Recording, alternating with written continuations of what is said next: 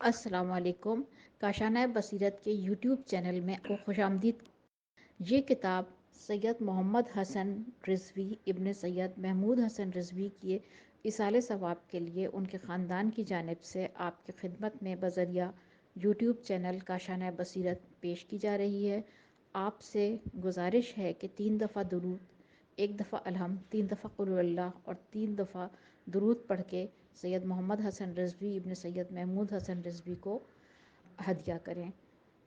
اگر آپ نے ہمارا چینل کاشانہ بصیرت سبسکرائب نہیں کیا ہے تو برائے مہربانی سبسکرائب کریں تاکہ چینل میں موجود 100 سے زائد کتب اور آنے والی مستند کتب سے آپ استفادہ کریں۔ التماس سے دعا۔ بسم اللہ الرحمن الرحیم۔ السلام علیکم سامعین، کاشانہ بصیرت کا یوٹیوب چینل ہے جہاں پر ہم کتاب پڑھ رہے ہیں من لا یحضرہ الفقی کہ جس کے مؤلف ہیں شیخ الصدوق، اور یہ کتاب فقہ معصومین علیہ السلام کے ارشادات کی روشنی میں لکھی گئی ہے، اور جس باب کو ہم اس اپنی ریکارڈنگ میں اس نشست میں پڑھنے جا رہے ہیں وہ ہے باب اقسام نماز۔ اس میں ہم طہارت کے واجب ہونے کا وقت بھی جانیں گے، پھر اس کے علاوہ نماز کا افتتاح، اس کی تحریم کے بارے میں پڑھیں گے، نماز کے فرائض کے بارے میں جانیں گے، باب وضو اور غسل کے لیے پانی کی مقدار کے بارے میں جانیں گے، اور رسول اللہ صلی اللہ علیہ وآلہ وسلم کے وضو کرنے کا طریقہ اور امیر المومنین علیہ السلام کے وضو کا طریقہ، یہ ہم اپنی اس نشست میں مل کر جانیں گے، پڑھیں گے، اور ائمہ اہل بیت علیہ السلام کی جو بھی ارشادات ہیں اس کی روشنی میں جانیں گے، اور یہ ہے ریڈنگ کا پارٹ نمبر 7۔ آئیے آگے چلتے ہیں۔ لکھا ہے کہ اب نمبر 66 حدیث پہ ہم پہنچے ہیں جو کہ نماز کے حوالے سے ہے۔ اس میں لکھا ہے کہ امام جعفر صادق علیہ السلام نے ارشاد فرمایا کہ نماز 3/3 پر مشتمل ہے، جس میں 1/3 طہارت ہے، 1/3 رکوع ہے اور 1/3 سجود ہے۔ پھر اس کے بعد لکھی ہے، اگلی ہیڈنگ ہے طہارت کے واجب ہونے کا وقت۔ اس کے بارے میں حدیث نمبر 67 ہے کہ حضرت امام محمد باقر علیہ السلام نے فرمایا کہ جب نماز کا وقت آ جائے تو طہارت اور نماز واجب ہے، اور بغیر طہارت کے نماز نہیں ہوتی۔ پھر آگے ہیڈنگ ہے نماز کا افتتاح، اس کی تحریم اور اس کی تحلیل۔ اس میں حدیث نمبر 68 پہ پہنچے ہیں۔ لکھا ہے امام حضرت امیر المومنین علیہ السلام علی ابن ابی طالب علیہ السلام نے ارشاد فرمایا کہ نماز کا افتتاح وضو سے ہے، اس کی تحریم اللہ اکبر کہنے سے ہے، اور اس کی تحلیل سلام پھیرنے سے ہے۔ نیکسٹ اگلی ہیڈنگ ہے نماز کے فرائض، اور اس میں لکھا ہے نماز کے فرائض 7 ہیں۔ نمبر 1 وقت، نمبر 2 طہارت، نمبر 3 توجہ، نمبر 4 قبلہ، نمبر 5 رکوع، نمبر 6 سجود، اور نمبر 7 لکھا ہے کہ دعا۔ پھر ساتھ ہی اگلی ہیڈنگ ہے کہ وضو اور غسل کے لیے پانی کی مقدار۔ حدیث نمبر 69 حضرت امام ابو الحسن موسیٰ بن جعفر علیہ السلام نے ارشاد فرمایا کہ غسل کے لیے 1 سا صاد الف عین، اس کے بارے میں بریکٹ میں لکھا ہے کہ تقریباً 3 کلوگرام، اور وضو کے لیے 1 مد، اور اس کے بارے میں لکھا ہے تقریباً 0.25 کلوگرام پانی کافی ہے، اور نبی صلی اللہ علیہ وآلہ وسلم کا سا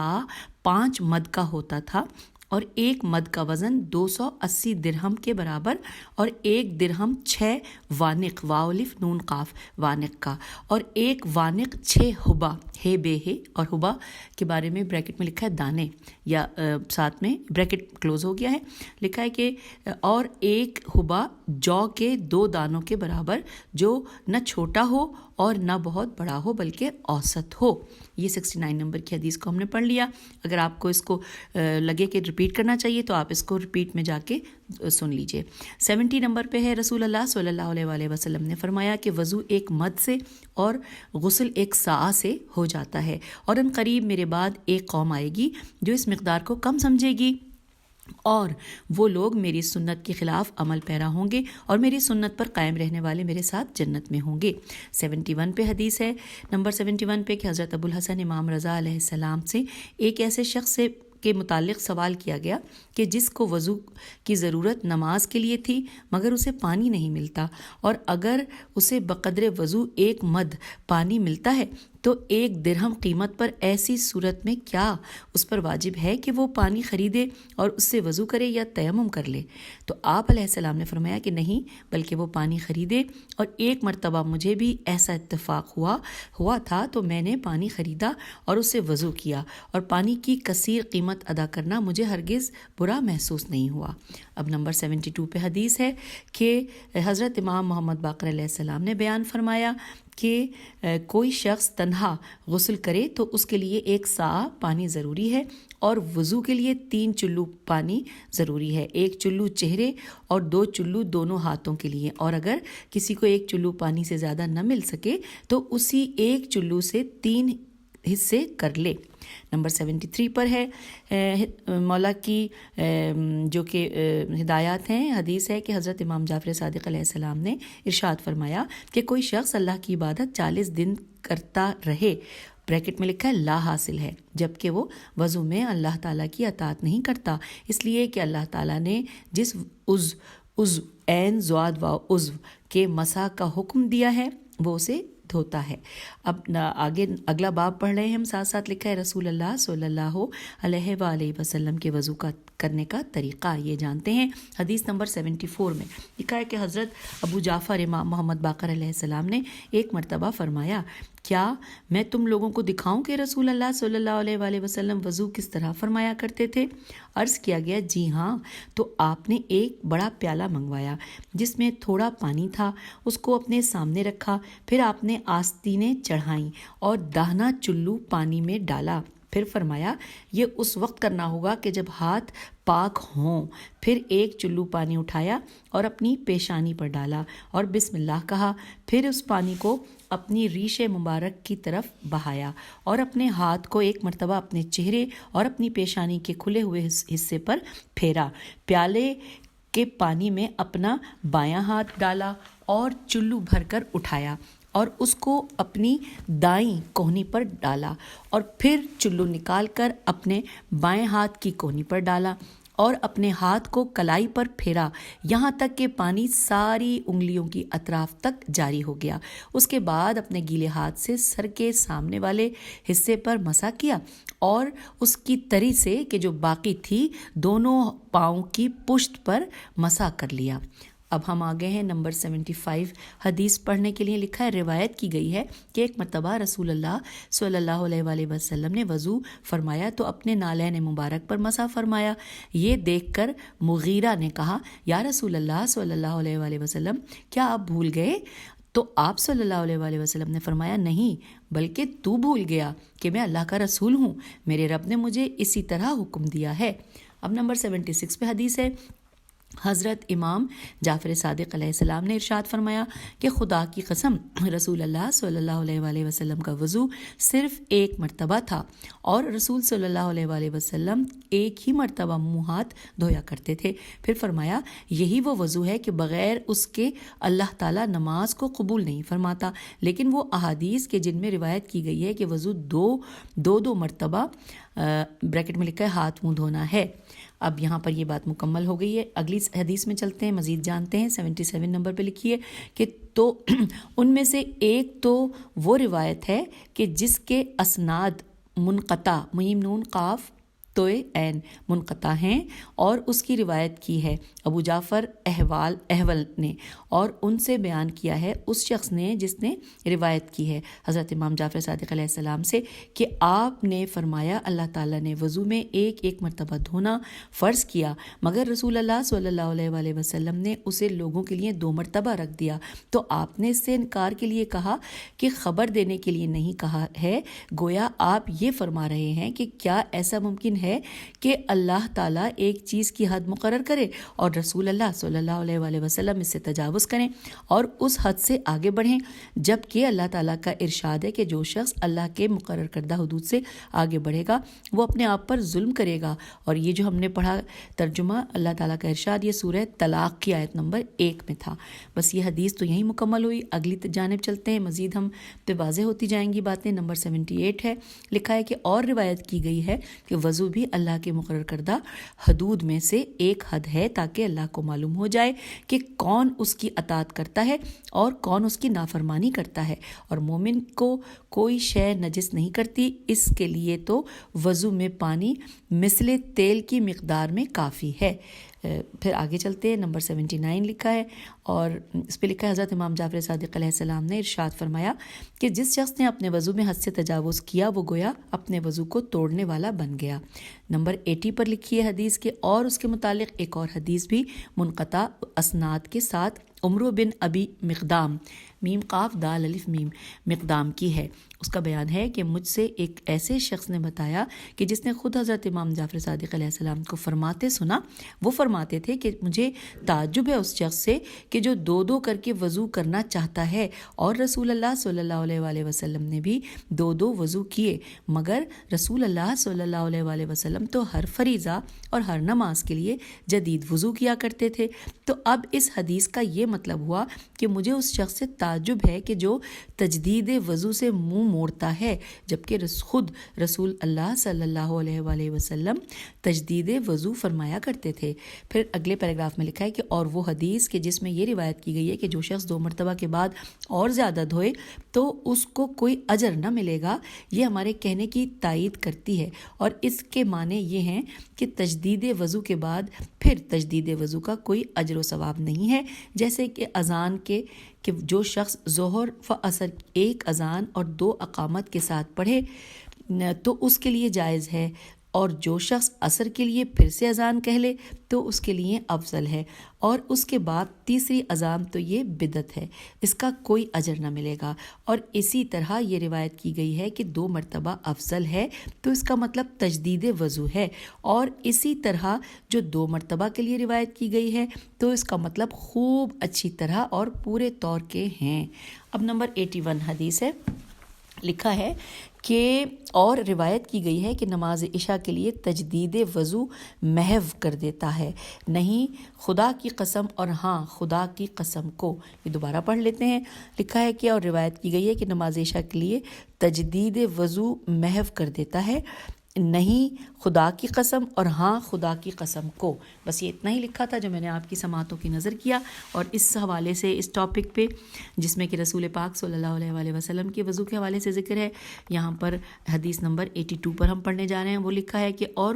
ایک دوسری حدیث روایت کی گئی ہے کہ وضو کے اوپر وضو نور کے اوپر نور ہے، اور جو شخص بغیر کسی حدث کے صادر ہونے کے تجدید وضو کرے تو اللہ تعالیٰ بغیر استغفار کے اس کے توبہ کو تجدید کر دیتا ہے۔ پھر لکھا ہے کہ اور اللہ تعالیٰ نے اپنے نبی صلی اللہ علیہ وآلہ وسلم کو اپنے دینی امور سپرد کر دیے ہیں، مگر انہیں یہ اختیار نہیں دیا کہ وہ اس کے حدود سے تجاوز کریں۔ پھر 83 نمبر پہ آخری حدیث ہے اس باب کی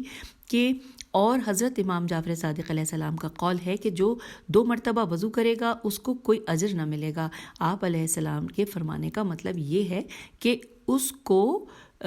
جس امر کا حکم دیا گیا تھا اور جس پر اجر و ثواب کا وعدہ کیا گیا تھا اس نے یہ کام اس کے علاوہ کیا، اس لیے وہ اجر کا مستحق نہیں ہے۔ اور اس طرح ہر وہ مزدور کے جس کام کے لیے اس کو مزدوری پر رکھا گیا ہے اس کے علاوہ کوئی دوسرا کام کرے تو اس کے لیے کوئی مزدوری نہیں ہے۔ اور یہاں پر یہ باب مکمل ہوا۔ اگلا باب جو کہ میں نے آپ کو شروع میں بتایا تھا، اب ہم پڑھنے جا رہے ہیں حضرت امیر المومنین علیہ السلام کے وضو کا طریقہ، اور حدیث نمبر ہے 84۔ حضرت امام جعفر صادق علیہ السلام نے بیان فرمایا کہ ایک دن امیر المومنین علیہ السلام اپنے فرزند محمد بن حنفیہ کے ساتھ بیٹھے ہوئے تھے کہ یکایک آپ علیہ السلام نے فرمایا، اے محمد ذرا کسی برتن میں پانی لاؤ، میں نماز کے لیے وضو کروں گا۔ محمد بن حنفیہ نے پانی لا کر حاضر کیا تو پہلے آپ نے پیشاب کیا، پھر آپ نے اپنے داہنے ہاتھ سے بائیں ہاتھ پر پانی انڈیلا اور کہا بسم اللہ الرحمن الرحیم۔ آئیے سامعین، یہاں پہ جتنے بھی عربی کے کلمات ہیں ان کا ہم ترجمہ پڑھیں گے تاکہ ہم بہتر جان سکیں اور عربی پڑھنے میں کوئی ہم سے غلطی نہ ہو، اس لیے ہم ترجمے کو صحیح طریقے سے پڑھتے ہوئے سمجھتے ہیں۔ لکھا ہے کہ انہوں نے اپنے داہنے ہاتھ سے بائیں ہاتھ پر پانی انڈیلا اور کہا، ترجمہ شروع کرتا ہوں اللہ کے نام سے اور حمد مخصوص اس اللہ کی جس نے پانی کو پاک و پاکیزہ بنا دیا اور نجس نہیں بنایا۔ پھر آپ نے استنجا کیا اور کہا پروردگار میری شرمگاہ کی حفاظت کر اور اسے ڈھانک، اور میرے آگے پیچھے کی ستر پوشی کر، اور مجھے جہنم پر حرام قرار دے۔ پھر آپ نے کلی کی اور فرمایا پروردگار جس دن میں تجھ سے ملاقات کروں گا اس دن تو مجھے میری حجتوں کی تلقین فرمانا اور اپنے ذکر اور اپنے شکر کے لیے میری زبان کو کھول دینا۔ پھر آپ نے ناک میں پانی ڈالا اور فرمایا کہ پروردگار مجھ پر جنت کی خوشبو کو حرام نہ کر اور مجھے ان لوگوں میں قرار دے کہ جو اس کی خوشبو کے پھولوں اور اس کے عطریات کو سونگھیں۔ پھر آپ نے اپنا چہرہ دھویا اور کہا کہ پروردگار جس دن کچھ چہرے سیاہ ہو جائیں گے اس دن میرے چہرے کو سفید رکھنا، اور جس دن کچھ چہرے سفید ہوں گے میرے چہرے کو سیاہ نہ بنانا۔ پھر آپ نے اپنا دایاں ہاتھ دھویا اور کہا میرے پروردگار میرا نامہ اعمال میرے داہنے ہاتھ میں دینا، اور جنت میں ہمیشہ ہمیشہ کے لیے رہنا میرے بائیں ہاتھ میں ہو، اور مجھ سے بہت تھوڑا سا حساب کرنا۔ پھر آپ نے اپنا دایاں ہاتھ کوہنی تک دھویا اور کہا پروردگار ربی ربی کر کے فرمایا کہ پروردگار میرا نامہ اعمال میرے بائیں ہاتھ میں نہ دینا اور نہ اس کو پس گردن سے بندھا ہوا قرار دینا، اور میں تیری پناہ چاہتا ہوں جہنم کے قطعات سے۔ پھر آپ نے سر کا مسح کیا اور فرمایا کہ اے اللہ اپنی رحمت، اپنی برکات اور اپنے عفو میں مجھے چھپا لے۔ پھر آپ نے اپنے دونوں پاؤں کا مسح کیا اور کہا کہ اے اللہ مجھے اس دن صراط پر ثابت قدم رکھنا جس دن لوگوں کے قدم صراط پر پھسل جائیں گے، اور اے ذوالجلال والاکرام میری سعی اور کوشش ایسے امور میں لگا دے کہ جس کی وجہ سے تو مجھ سے راضی ہو جائے۔ پھر آپ نے اپنا سر اٹھا کر محمد بن حنفیہ کی طرف دیکھا اور کہا اے محمد جو میری طرح وضو کرے اور میری طرح جو دعاؤں میں نے پڑھی ہیں وہ پڑھے تو اللہ تعالیٰ اس کے وضو کے ہر قطرے سے ایک ملک پیدا کر دے گا جو اس کی تقدیس، تسبیح و تکبیر بجا لاتے رہیں گے، اور اللہ اس کا ثواب اس شخص کے نامہ اعمال میں قیامت تک لکھتا رہے گا۔ پھر اب حدیث نمبر 85 کی طرف ہم آگے لکھا ہے کہ اور امیر المومنین علیہ السلام جب وضو فرمایا کرتے تو کسی دوسرے کو اپنے اوپر پانی نہیں ڈالنے دیتے تھے۔ آپ سے عرض کیا گیا کہ امیر المومنین علیہ السلام کسی دوسرے کو اپنے اوپر پانی کیوں نہیں ڈالنے دیتے؟ تو آپ نے فرمایا کہ میں نہیں چاہتا کہ میری نماز میں کوئی دوسرا شریک ہو، اور اللہ تعالیٰ کا ارشاد ہے کہ جو شخص اپنے پروردگار کی ملاقات کی امید رکھے تو اسے چاہیے کہ نیک عمل کیے جائے اور اپنے پروردگار کی عبادت میں کسی کو شریک نہ کرے۔ یہ سورہ کہف کی آیت نمبر 110 کا ہم نے ترجمہ پڑھا۔ اب حدیث نمبر 86 کو پڑھتے ہیں۔ حضرت امام محمد باقر علیہ السلام نے فرمایا کہ امیر المومنین علیہ السلام نے نالین پہنے ہوئے مسح کر لیا اور نالین کا تسمہ نہیں کھولا۔ اب 87 نمبر پہ حدیث ہے کہ امیر المومنین علیہ السلام جب وضو کیا کرتے تھے تو کہا کرتے تھے کہ اللہ کے ساتھ اور بہترین نام اللہ کے ہیں اور سب سے بڑا نام اللہ کا ہے، وہ اہل آسمان پر غالب ہے اور اہل زمین پر غالب ہے۔ ہر طرح کی حمد اس اللہ کے لیے ہے کہ جس نے پانی سے ہر شے کو حیات بخشی اور میرے دل کو ایمان سے زندہ کیا۔ اے اللہ میری توبہ قبول فرما اور مجھے پاک کر دے اور میری نیکیوں کو پورا کر دے اور مجھے ہر اس شے کو دکھا دے جسے میں چاہتا ہوں اور اپنی طرف سے میرے لیے نیکیوں کے دروازے کھول دے، اے دعاؤں کے سننے والے۔ اور یہاں پہ دعا جو پڑھی گئی تھی وہ مکمل ہوئی۔ آئیے اب ہم اگلا باب پڑھتے ہیں جس میں کہ وضو کے حوالے سے ذکر ہے کہ وضو کے حدود، اس کی ترتیب اور اس کا ثواب۔ حدیث نمبر 88 پہ ہم پہنچ گئے ہیں۔ یہاں پہ لکھا ہے کہ ایک مرتبہ زرارہ نے حضرت امام باقر علیہ السلام سے عرض کیا کہ آپ مجھے چہرے کے وہ حدود بتائیں جن پر وضو کیا جائے۔ تو آپ علیہ السلام نے فرمایا چہرہ جس کو اللہ تعالیٰ نے کہا ہے اور جس کو اللہ تعالیٰ نے دھونے کا حکم دیا ہے، اور کسی کے لیے یہ جائز نہیں کہ اس میں زیادتی یا کمی کرے۔ اگر وہ زیادتی کرے گا تو اس کو کوئی اجر نہ ملے گا، اور اگر اس میں کمی کرے گا تو گناہ گار ہوگا۔ اور چہرے کا وہ حصہ ہے کہ جس کو بیچ کی انگلی اور انگوٹھا گھیر لے، بال کی جڑ سے لے کر ٹھڈی، یا ٹھڈی کے حوالے سے بریکٹ میں لکھا ہے زقن، زال قاف نون، زقن تک، اور یہ دونوں انگلیاں اس حصے کو گھیرے ہوئے چلیں تو اتنے حصے کا چہرے میں شمار ہے اور اس کے علاوہ چہرے میں شمار نہیں۔ زرارہ نے کہا اور کیا کنپٹی چہرے کا حصہ ہے؟ آپ نے فرمایا نہیں۔ زرارہ کا بیان ہے کہ میں نے عرض کیا کہ کیا آپ کی نظر میں وہ پورا حصہ نہیں ہے جس کو بال گھیرے ہوئے ہیں؟ آپ نے فرمایا بال جتنے حصے کا احاطہ کیے ہوئے ہیں بندوں پر یہ فرض نہیں کہ ان سب کو دھوئیں اور اسے کریت کر اس کی جڑ تک پانی پہنچائیں، لیکن اتنا ہے کہ اس پر پانی جاری ہو جائے اور دونوں ہاتھوں کے دھونے کی حد کوہنی سے لے کر انگلیوں کے سرے تک ہے، اور سر کے مسح کی حد یہ ہے کہ 3 انگلیوں سے سر کے اگلے حصے پر مسح کیا جائے، اور پاؤں کے مسح کی حد یہ ہے کہ تم اپنی دونوں ہتھیلیاں اپنے پاؤں کی انگلیوں کے سرے پر رکھو اور اوپر سے رکھو اور اسے اوپر پاؤں کے گٹے تک لے جاؤ، اور آدمی مسح داہنے پاؤں سے شروع کرے بائیں سے پہلے اور بائیں سے پہلے، اور یہ مسح دونوں ہاتھوں میں جو تری باقی رہ گئی ہے اس سے ہو، کوئی جدید پانی اس کے لیے نہ لیا جائے، اور ہاتھوں کے دھونے میں بالوں کو الٹ پلٹ نہ کرے، اور نہ سر کے اور پاؤں کے مسح میں بالوں کو الٹ پلٹ کرے۔ آئیے اگلی حدیث جانتے ہیں۔ یہی ٹاپک چل رہا ہے، یعنی کہ وضو کی حدود اور اس کی ترتیب اور اس کا ثواب۔ 89 نمبر پہ حدیث ہے کہ حضرت امام محمد باقر علیہ السلام نے فرمایا وضو اسی ترتیب سے کرو جس ترتیب سے اللہ تعالیٰ نے کہا ہے، لہٰذا پہلے منہ دھو، پھر دونوں ہاتھ، پھر سر کا مسح کرو، پھر دونوں پاؤں کا، اور جس ترتیب سے تمہیں حکم دیا گیا ہے اس کے خلاف تم اپنی طرف سے کسی کو مقدم اور مؤخر ہرگز نہ کرو۔ چنانچہ اگر تم نے منہ سے پہلے ہاتھ دھو لیا ہے تو پھر سے پہلے منہ دھو اور اس کے بعد دوبارہ ہاتھ دھو، یا اگر تم نے سر سے پہلے پاؤں کا مسح کر لیا ہے تو پھر سر کا مسح کرو اور اس کے بعد دوبارہ پاؤں کا مسح کرو۔ اللہ نے جس کو پہلے رکھا ہے اس کو تم بھی پہلے رکھو، اور اسی طرح اذان و اقامت میں بھی جو اول ہے اس کو اول رکھو۔ بس اگر تم نے شہادتوں سے پہلے حی علی الصلاۃ کہہ دیا ہے تو پھر شہادتین کہو اور اس کے بعد حی علی الصلاۃ کہو۔ آئیے اگلی حدیث نمبر 90 پہ ہم پہنچ گئے، اسی مضمون کے ساتھ، اسی ٹاپک کے ساتھ۔ لکھا ہے کہ اور ایک دوسری حدیث میں اس شخص کے لیے ہے کہ جو اپنا بایاں ہاتھ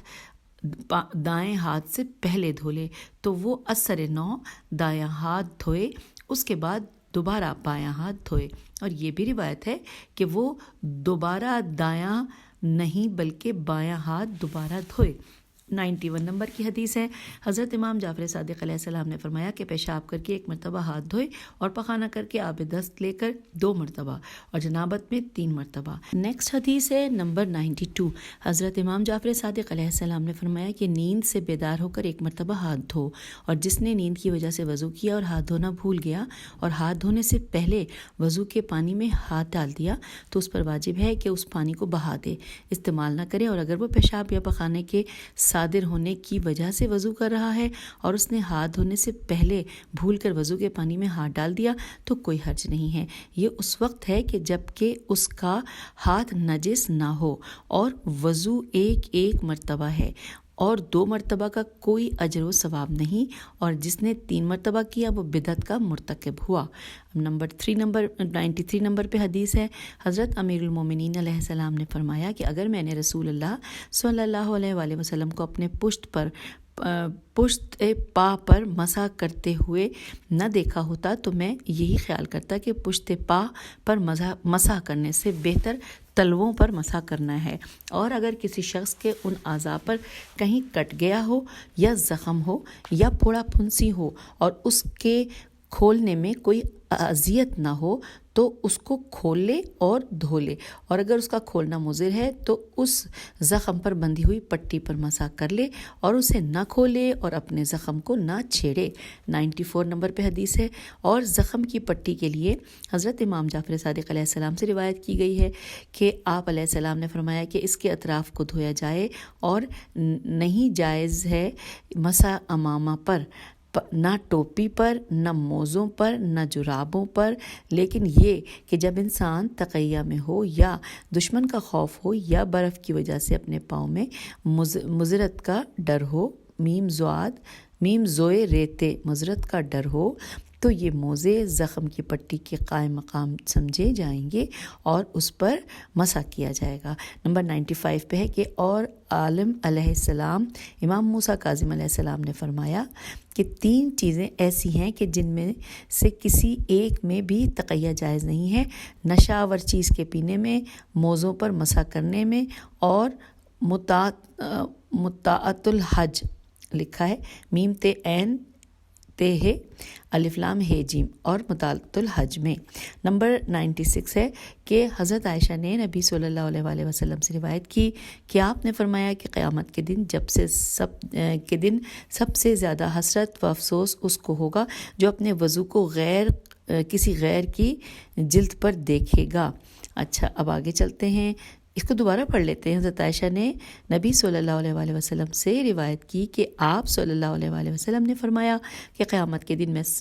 دن سب سے زیادہ حسرت و افسوس اس کو ہوگا کہ جو اپنے وضو کو کسی غیر کی جلد پر دیکھے گا۔ اب نمبر 97 پہ ہم آ گئے ہیں۔ اس میں حدیث نمبر 97 ہے کہ اور انہی معظمہ سے روایت ہے کہ اپنے موزوں پر مسح کرنے سے اچھا تو میرے لیے یہ ہے کہ میں بیابان کے کسی گورخر، گاف وورے خیر گورخر، اور یہاں پہ بریکٹ میں ہے کہ نیل کی گائے، اس کے مطلب لکھے ہوئے، گورخر کی پشت پر مسح کر لوں، اور نبی صلی اللہ علیہ وآلہ وسلم کے کسی چرمی موضوع، چہرے میم چھوٹی چرمی موزے کا کسی کو علم ہی نہیں سوائے اس کے کہ ایک چرمی موزہ نجاشی نے ہدیہ بھیجا تھا جس کے پشت پا پر شگاف تھا، اس لیے نبی صلی اللہ علیہ وآلہ وسلم نے چرمی موزہ پہنے ہوئے اپنی پشت پر یا پشت پا پر مسح فرمایا، اور لوگ سمجھے کہ حضرت صلی اللہ علیہ وآلہ وسلم نے چرمی موزے پر مسح فرمایا ہے۔ علاوہ ازیں اس مضمون کی حدیث کی اسناد وغیرہ صحیح ہیں۔ اب آگے چلتے ہیں، نمبر 98 پہ جو حدیث ہے، حضرت موسیٰ علیہ السلام بن جعفر علیہ السلام سے ایک مرتبہ ایک ایسے شخص کے متعلق دریافت کیا گیا کہ جس کے موزے کا اوپری حصہ چھپا ہوا ہے کہ اس میں اس کا ہاتھ چلا جاتا ہے اور وہ اس میں اپنا ہاتھ ڈال کر اپنے پاؤں پر مسح کر لیتا ہے، کیا یہ اس کے لیے جائز ہے؟ آپ نے فرمایا، یہاں پہ بات یہ 98 حدیث مکمل ہوئی۔ 99 نمبر پہ حدیث ہے کہ اور ایک مرتبہ حضرت ابو الحسن امام موسیٰ بن جعفر علیہ السلام سے ایک ایسے شخص کے بارے میں دریافت کیا گیا جس کا ہاتھ کوہنی سے کٹا ہوا ہے اور وہ کیسے وضو کرے، تو آپ نے فرمایا کہ اپنے بقیہ بازو کو دھوئے، اور اس طرح کٹے ہوئے پاؤں کے متعلق بھی روایت ہے، اور جب عورت مغرب یا صبح کی نماز کے لیے وضو کرے تو مسح کے لیے اپنے سر سے مقنع میم قاف نون عین مقنع کو ہٹا لے، اور اس کے لیے تمام نمازوں کے لیے جائز ہے کہ وہ بغیر مقنع سر سے ہٹائے ہوئے اس میں اپنی انگلیاں داخل کرے اور اپنے سر پر مسح کرے۔ ہم اس کو دوبارہ سے پڑھ لیتے ہیں، تھوڑا سا لگ رہا ہے جیسے میں نے کچھ کنفیوژن کی ہے۔ نمبر 99 کو لکھا ہے کہ اور ایک مرتبہ حضرت ابو الحسن امام موسیٰ بن جعفر علیہ السلام سے ایک ایسے شخص کے بارے میں دریافت کیا گیا کہ جس کا ہاتھ کوہنی سے کٹا ہوا تھا، وہ کیسے وضو کرے، تو آپ نے فرمایا کہ اپنے بقیہ بازو کو دھوئے گا، اور اس طرح کٹے ہوئے پاؤں کے متعلق بھی روایت ہے، اور جب عورت مغرب یا صبح کی نماز کے لیے وضو کرنے کو مسح کے لیے اپنے سر سے مقنع کو ہٹا لے، اور اس کے لیے تمام نمازوں کے لیے جائز ہے کہ وہ بغیر مقنع سر سے جھکائے ہوئے اس میں اپنی انگلیاں داخل کرے اور اپنے سر پر مسح کرے۔ اب آئیے ہم نمبر 100 نمبر پہ جو حدیث ہے وہ پڑھنے جا رہے ہیں۔ لکھا ہے حضرت امام رضا علیہ السلام نے فرمایا کہ اللہ تعالیٰ نے وضو میں لوگوں پر فرض کیا ہے کہ عورت اپنے ہاتھ کو اندرونی طرف سے دھونا شروع کرے اور مرد اپنے ہاتھ کو بیرونی طرف سے دھونا شروع کرے۔ 101 حدیث نمبر ہے، حضرت امام جعفر صادق علیہ السلام نے فرمایا کہ جو شخص بسم اللہ کہہ کر وضو کرے تو گویا اس نے پورا غسل کیا۔ 102 نمبر پہ حدیث ہے، روایت کی گئی ہے کہ جس شخص نے بسم اللہ کہہ کر وضو کیا اس نے پورا جسم طاہر کر لیا، اور اگر ایک وضو سے دوسرے وضو کی درمیان جتنے گناہ اس سے سرزد ہوئے ہیں اس کا کفارہ ہو گیا، اور جس نے بغیر بسم اللہ کہے وضو کیا تو گویا اس نے وہی حصے جسم کے طاہر کیے کہ جہاں جہاں وضو کا پانی پہنچا ہے۔ نمبر 103 پہ حدیث ہے، حضرت ابو الحسن امام موسیٰ بن جعفر علیہ السلام نے ارشاد فرمایا کہ جس نے مغرب کی نماز کے لیے وضو کیا تو اس کا یہ وضو سوائے گناہان کبیرہ کے جتنے بھی گناہ اس نے کیے ہیں ان سب کا کفارہ ہوگا، اور جب اس نے صبح کی نماز کے لیے وضو کیا تو اس کا یہ وضو سوائے گناہان کبیرہ کے جتنے بھی گناہ اس نے رات بھر کیے ہیں ان سب کا کفارہ ہو گیا۔ اور اب ہم 104 نمبر کی حدیث پڑھتے ہیں۔ اس میں لکھا ہے کہ رسول اللہ صلی اللہ علیہ وآلہ وسلم نے فرمایا کہ تم لوگ وضو کرتے ہوئے اپنی آنکھ کھلی رکھو، ہو سکتا ہے کہ اس طرح تم لوگوں کو جہنم نہ دیکھنا پڑے۔ 105 پہ حدیث ہے، حضرت امام جعفر صادق علیہ السلام نے ارشاد فرمایا کہ جو شخص وضو کرے اور رومال سے پانی جذب کرے تو اللہ اس کے لیے ایک نیکی لکھے گا، اور جو شخص وضو کرے اور رومال کو اس وقت تک استعمال نہ کرے کہ جب تک کہ اس کا پانی خود خشک نہ ہو جائے تو اللہ تعالیٰ اس کے لیے 30 نیکیاں لکھے گا۔ اور کوئی حرج نہیں اگر آدمی ایک وضو سے دن اور رات کی کل نمازیں پڑھے اگر اس سے کوئی حدث صادر نہ ہوا ہو، اور اسی طرح ایک تیمم سے بھی جب تک اس سے کوئی حدث صادر نہ ہوا ہو یا پانی نہ ہاتھ آ گیا ہو۔ 106 پہ حدیث ہے، حضرت امام جعفر صادق علیہ السلام نے ارشاد فرمایا کہ جب آدمی وضو کرے تو منہ پر پانی کا چھینٹا مارے، یہ اس لیے کہ اگر وہ اونگ رہا ہے تو چونک اٹھے اور جاگ پڑے، اور اگر سردی سے ڈر رہا ہے تو پھر سردی محسوس نہیں کرے گا، اور اگر کسی شخص کی انگلی میں انگوٹھی ہے تو وضو میں اس کو گردش دے لے اور غسل میں اس کو اتار لے۔ 107 پہ ہم آخری حدیث اس ٹاپک پہ پڑھنے جا رہے ہیں۔